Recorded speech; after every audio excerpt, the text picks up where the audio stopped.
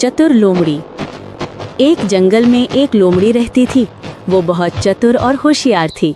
वो हमेशा अपने शिकार को पकड़ने के लिए नए नए तरीके सोचती रहती थी। एक दिन लोमड़ी ने एक गुफा के पास एक शेर को देखा। शेर बहुत बड़ा और शक्तिशाली था।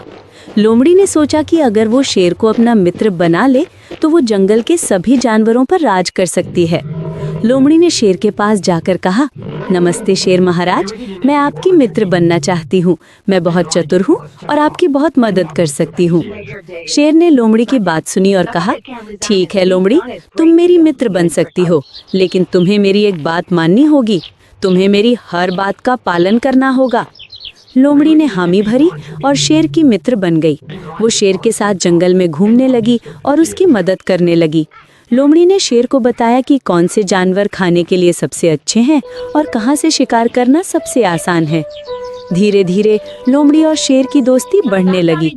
शेर ने लोमड़ी को अपने सभी राजकाज में सलाहकार बना लिया।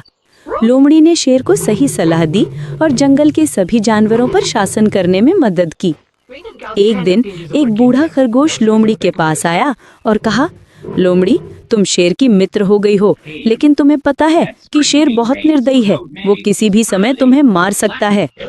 लोमड़ी ने खरगोश की बात सुनी और सोचा कि ये सच है।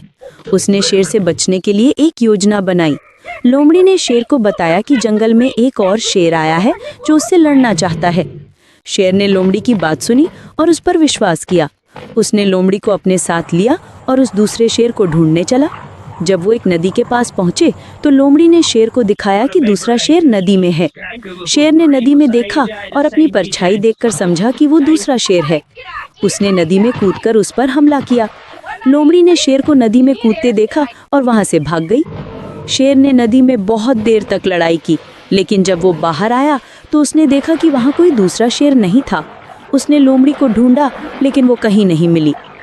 लोमड़ी ने अपनी चतुराई से शेर को धोखा दिया और अपनी जान बचाई। वो जंगल में वापस आई और सभी जानवरों को अपनी चतुराई की कहानी सुनाई। इस कहानी से हमें ये सीख मिलती है कि चतुराई और होशियारी से हम अपने लक्ष्यों को प्राप्त कर सकते हैं, लेकिन हमें ये भी ध्यान रखना चाहिए कि हमारी चतुराई किसी को नुकसान ना पहुंचाए।